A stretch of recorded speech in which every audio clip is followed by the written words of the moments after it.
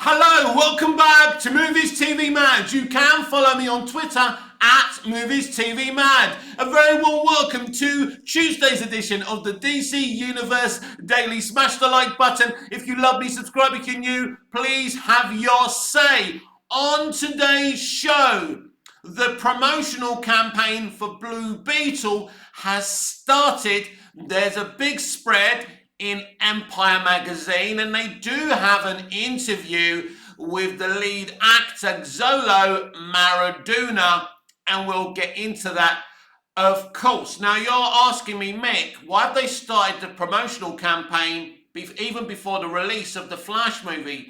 Because in a couple of months, under a couple of months, the Blue Beetle movie will be on nationwide release, so they have to start their marketing campaign.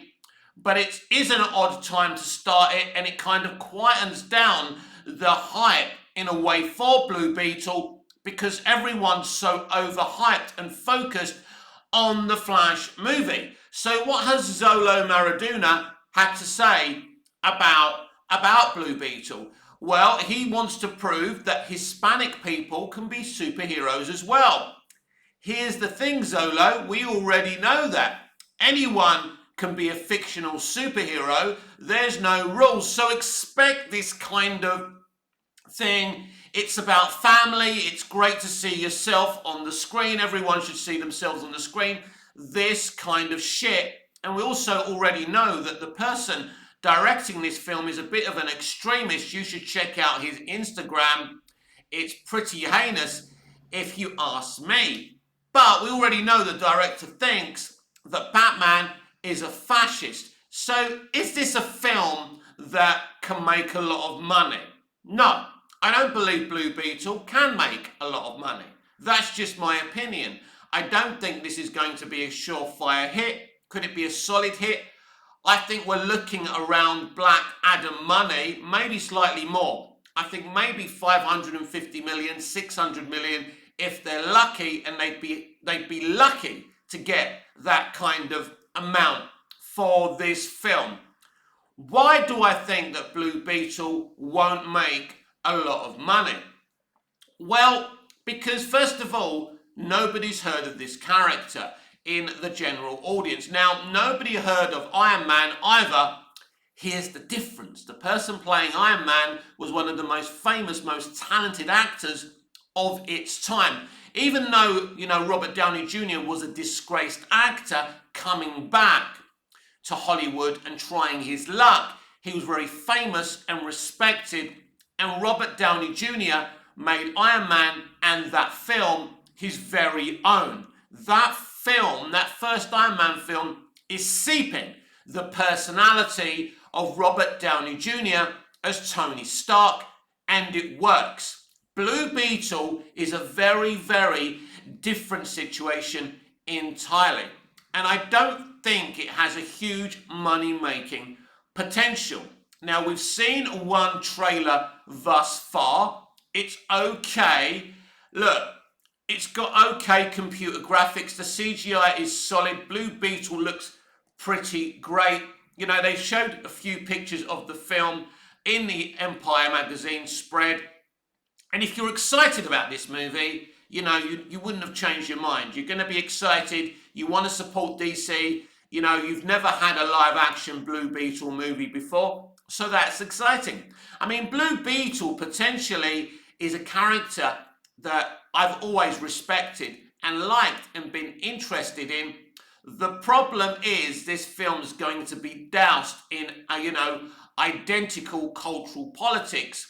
The same identical cultural politics that's got Hollywood on its knees and on the verge of bankruptcy. So there's going to be a lot of controversial statements about this movie. But as I say, two things you're going to hear is that it's good to see yourself on the screen. Representation matters, and it's all about family, because this will be about Jamie Reyes' family. That will be the predominant storytelling folk.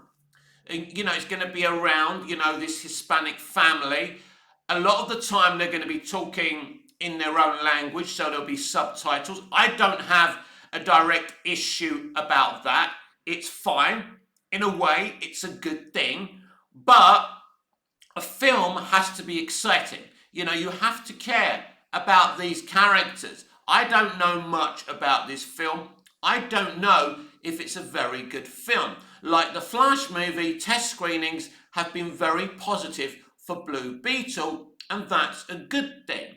I hope this film makes $1 billion. I just don't see how it makes $1 billion, especially in a busy blockbuster month such as August. So, you know, it's another one of these releases that, you know, DC had to do.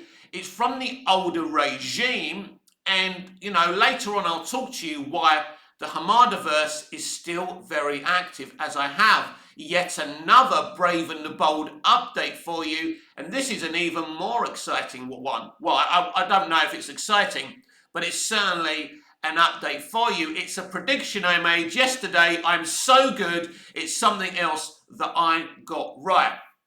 Now, Xolo Maradona, who plays Jamie Reyes in Blue Beetle, said he's ready to be in lots of Justice League crossovers and do lots of Blue Beetle sequels. Of course, Xolo, your film has to be successful for that to happen. Or does it? Has James Gunn already decided to use this version of Jamie Reyes in his new DC universe?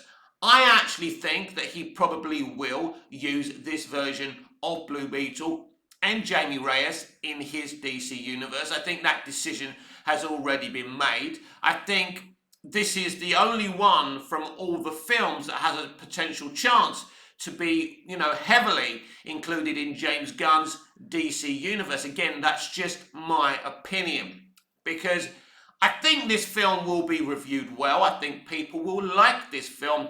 I just don't see how many people come out and see the film, because I don't think there's an interest outside of DC fandom, outside of Blue Beetle fandom.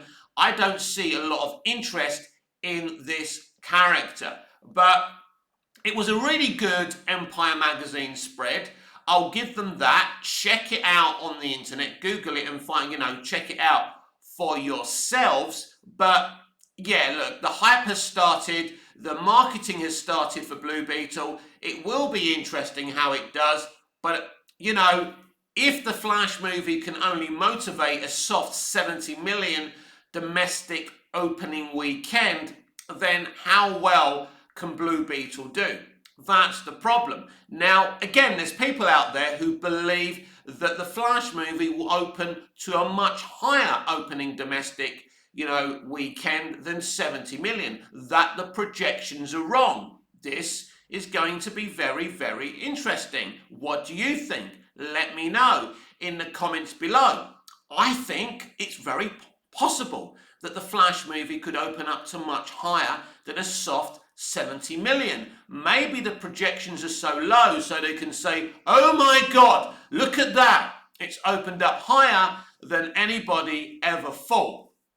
So let's just say the Flash movie opens up to higher than a soft 70 million opening. You see, it could be a tactic by Warner Brothers and Access Media so they can say, oh my God, look how well it's doing. It's opening higher than projections. This could be some, you know, some blatant, you know, spin. Now, for example, if they know it's going to open up at 100 million, which is 20 million short of, let's say, Guardians 3 and, you know, Spider-Verse 2, for example, if it opens at 100 million, maybe if they projected it at 100 million and it came in at 100 million, people would call that a soft opening. But if they lie and say the projections are for a soft 70 million, maybe they can spin it as a good opening. And 100 million is better than 70 million at the end of the day. But again, it ain't good. 100 million opening ain't good for a Flash movie. It's good for a movie that's cost under 100 million to make, but that ain't the Flash movie. The Flash movie cost just under 200 million to make. So normally you would be looking at a film like this to bring in $1 billion globally when all is said and done. And, you know, unless something miraculous happens, the Flash movie isn't going to rake in $1 billion.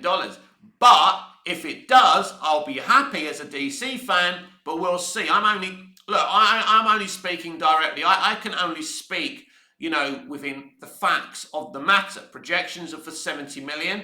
That's interesting. Will it finish higher than the projections say? Will it open up higher domestically and globally than projections are saying? It's a very, very interesting situation, if you ask me. Now, here's your Brave and the Bold update. Yesterday, we were talking about Andy Muschietti potentially directing Brave and the Bold, and I made another bold, no pun intended, prediction for you that Christina Hodson, the co-writer of the Flash movie and the writer of Birds of Prey, I made a prediction that Christina would be joining Andy on that movie.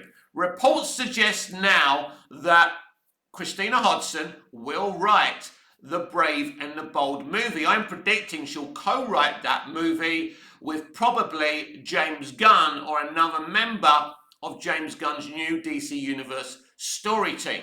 But it is looking like Christina Hodson will join Andy Muschietti with Brave and the Bold. It is looking pretty definite now that Andy Muschietti will direct Brave and the Bold. Of course, we don't know for sure, so that situation can change very quickly. James Gunn isn't speaking up about this situation. Usually, he calls out bullshit. But about a week or two ago, he did say on Twitter that he would stop calling out every piece of bullshit. So we don't know if this is true or not. Now, Andy Muschietti and Christina Hodson were put onto the Flash movie by Walter Hamada. So in truth, how dead is the Hamada-verse? Is Hamada actually there? I think it's an interesting situation that the two people that were the central point of the Hamada-verse, and they were going to be all in for a Flash movie sequel. Don't forget, those two people would have had lots of work in the new Hamada-verse, in the new Hamada-verse timeline. And all of a sudden, Christina Hodson is part of Gunn's story team at DC Universe, and it looks like, Christina Hodson and Andy Muschietti are involved in Brave and the Bold. And what does that mean for Brave and the Bold? Is this going to be a mid-movie? Is this going to be a good movie? Can we trust Andy Muschietti and Christina Hodson to give us a great, Batman movie? Well, I don't prejudge things too much. I know the internet is famous for being reactive, but I don't want to judge Christina Hodson on Birds of Prey or Bumblebee. I think she did a solid job with the Flash movie, but she co-wrote that movie, so how much of that movie she actually wrote, we'll never know. But her name is on the film, and you give her credit for the writing. It's a solidly written movie. It's a good movie, so Christina must get the credit that she deserves. I think it's going to be interesting for Christina and Andy working on that movie because it's a new paintbrush. This is going to be a lighter version of Batman. I think we're going to see multiple members of the Bat family. We're really going comic book Batman, but there's two kind of comic book Batmans, if you like. The kind of the Dark Knight, the darker tales of Batman, but I think these are the lighter tales of Batman, and I think that's a very good idea. What does this also mean for Matt Reeves, the Batman universe? It's pretty simple. A lot of people think that the Batman 2 will be the final Reeves Batverse movie. Not necessarily. If the Batman 2 was to make over $1 billion, then it ain't going anywhere. If it underachieves at the box office, I think Reeves will be done. We're getting the Penguin series and we're getting the Batman 2. So at the end of the day, it's up to us, the fans, to make sure there's, that the Matt Reeves Batverse continues. You can have the Brave and the Bold in the DC universe. You can have the Batverse. You can have the Reeves Batverse. You can have Todd Phillips' Joker universe, going on and on. But, this is a business. Entertainment is a business. And, these films have to make money. And there'll be more and more of these types of films if they keep on making money.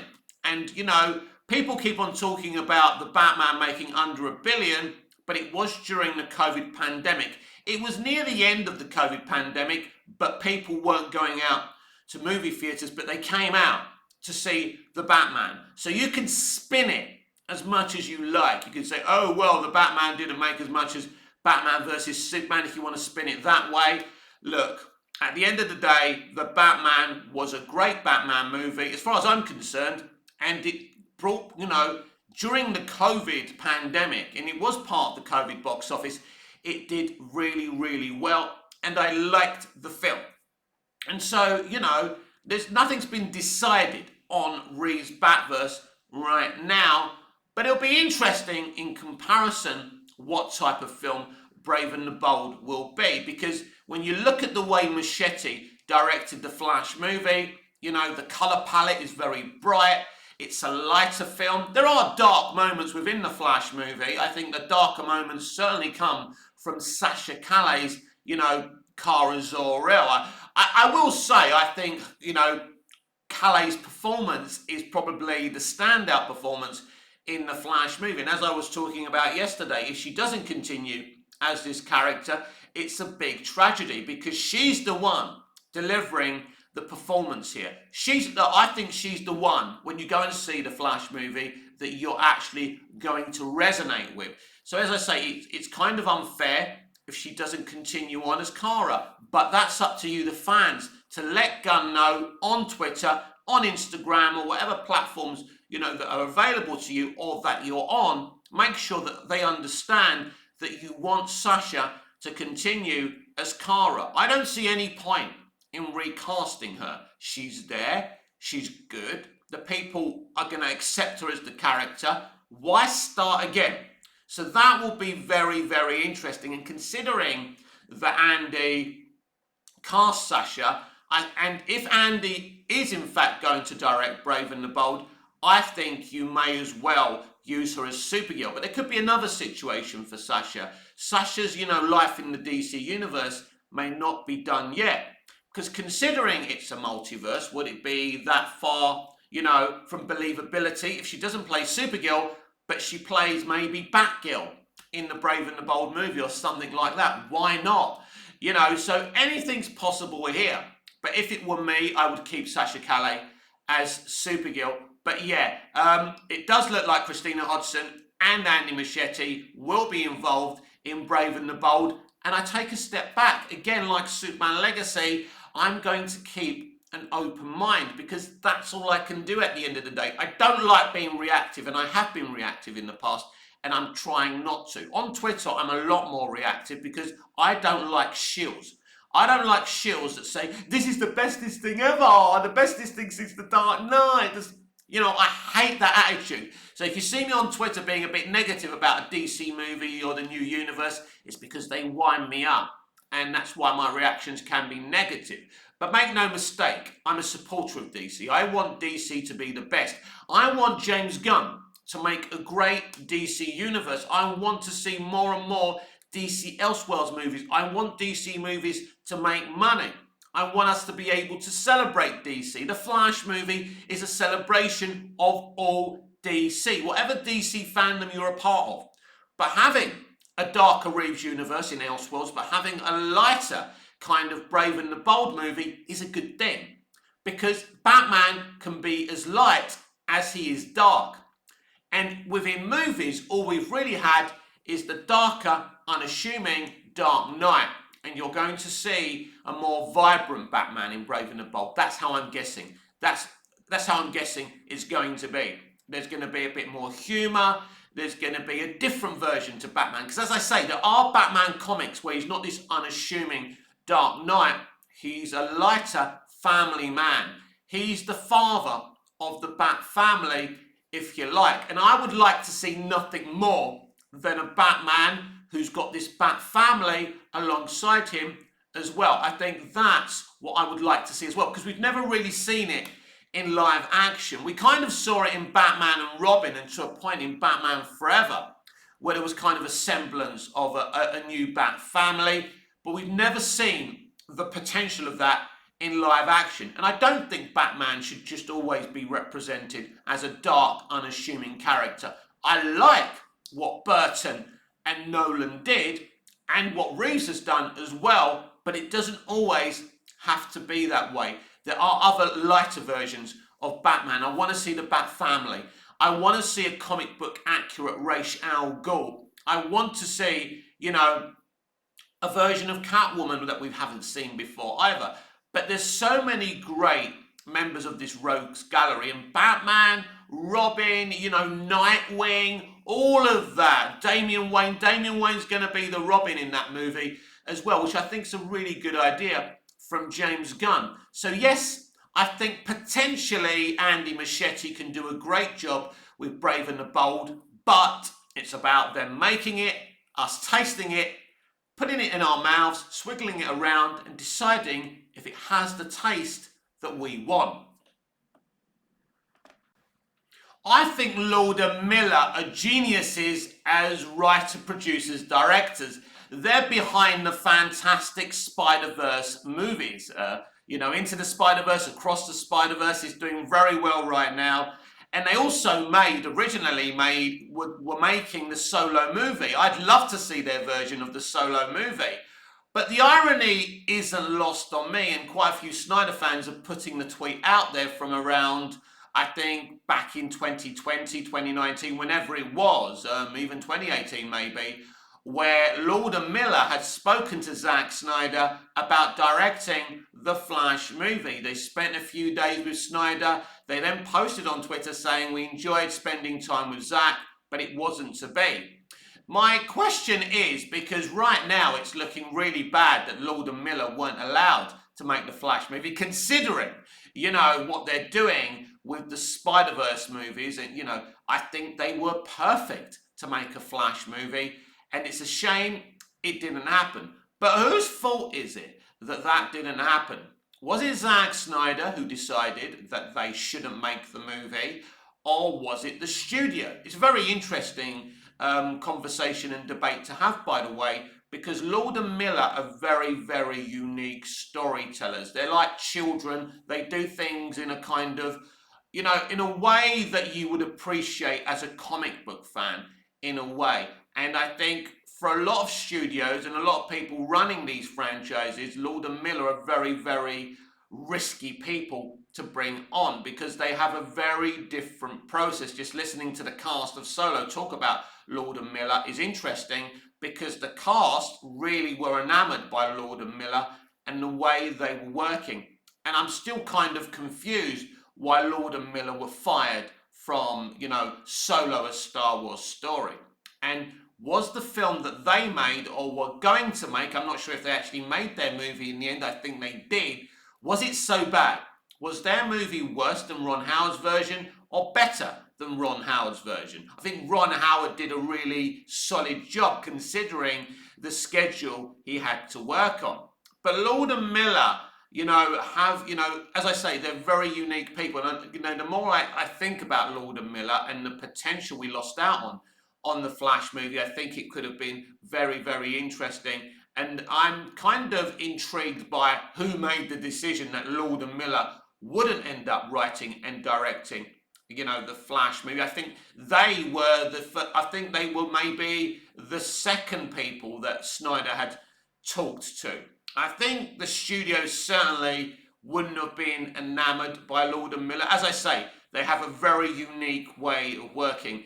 And I think if you're a studio head and you've got these two kind of, adult children running around the set doing what they're doing, it can be absolutely worrying. Personally, I think that they were born to make, comic book movie animation rather than live action. And if I was James Gunn, considering he's got lots of ambitions for, DC Universe in animation, Lord and Miller would be two people I'd be putting in charge of it. But there's a problem with that, of course, because Lord and Miller are going to be busy making the third, Spider-Verse movie, and then probably a fourth and a fifth. They're just going to go on and on. Sony took advantage of, the rest of the industry's hesitancy, towards Lord and Miller. As I say, sometimes it's the people who take gambles and risks in this game that profit and benefit the most. And most of these studios are risk averse. They don't like taking risks anymore. Now, when I was growing up, when I was a baby and a child, There were risks taken with movies. Making a Superman movie that was released in 1978 was a big gamble. There were no prior superhero movies. People didn't take superheroes seriously for films. The only memory of Superman was from the George Reeves black and white then colour show. So there was no kind of reason why a studio or producers should risk their money for a Superman movie, but they did, and it paid off. Then Warner Brothers did Batman 89. It paid off. So slowly the industry saw that there was money to be made from superheroes. But Lord and Miller are very risky people because, you know, they look like a couple of nutty professors when they're working. But as we've seen from the Spider-Verse franchise, you know, if you let them do what they want to do, you know, it's brilliant. But as I say, you know, these are two guys, I think, that their animation is also revolutionary, by the way. Both Spider-Verse movies' animation is also very, very special. And it's very interesting on the version of Spider-Man they've used as well, considering we're in this cultural kind of identical, political, controversial situation. The situation I said earlier is destroying Hollywood. You know, they were able, you know, to find, you know, a multiversal, you know, black version of Spider-Man. Now, I know there's this thing where people say, you know, this character isn't Spider-Man, but to me, yes, he's a multiversal version of Spider-Man. And basically, you saying that he's not Spider-Man and you calling him by his actual name actually shows you where you're at.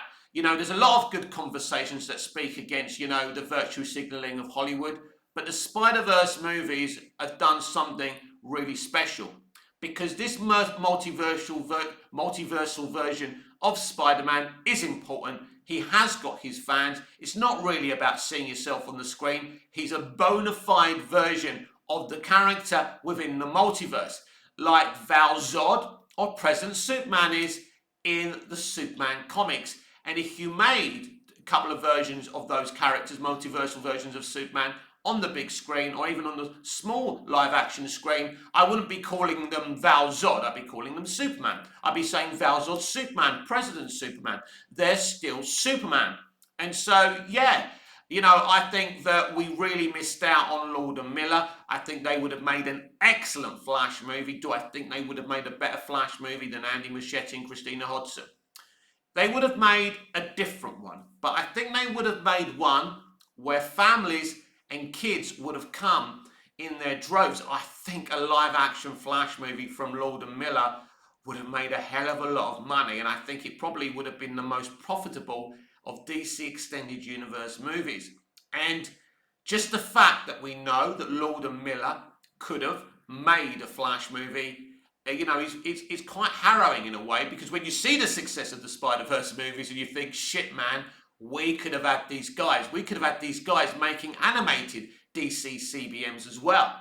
So driving them away, you know, clearly Zack Snyder was the one who invited them. And if I was to hazard a guess, I would say it was WB who didn't want to keep them. How bad is that? Because Lord and Miller are perfect. You know, Lord and Miller, I mean, you know, think about Lord and Miller, what kind of DC studios they would run as well. I see Lord and Miller as geniuses, and I think we fucking missed out with Lord and Miller, you know. And as I say, if I was James Gunn, you know, and, you know, in no uncertain terms, Lord and Miller would be involved. But the question remains, how many Spider-Verse movies are they planning on making? Well, clearly Sony is seeing a lot of money coming from this, so it's never going to end. So potentially we'll never get to work with Lord and Miller in the DC universe. And as I say, that's a shame. We can only think and talk about what might have been.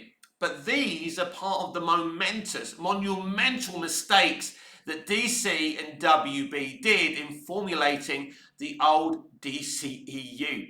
Because when you've got geniuses, you know, revolutionary filmmakers, artists like Lord and Miller, you do not let them go, people. It actually depresses me. It depresses me that we had Lord and Miller in the grasp of our hands and we let them go. I think it's a shame. I think we would have. I just look, as I say, all I can do is think about what might have been. But I think Lord and Miller are amazing, and I hope one day they can make a DC CBM. This has been Tuesday's edition of the DC Universe Daily with me, Mick, your host with the most. Just ask your girlfriends and your wives. Please like, share, comment, subscribe, smash the notification bell so you never miss this beautiful perfection. Smash the like button. If you love me, subscribe if you're new. Please have your say. I will see you again in the next video. I hope you enjoyed today's video. I love you lots. And, peace be with you. Enjoy your geek. Enjoy your nerd. And until I see you again, goodbye, au revoir, auf Wiedersehen.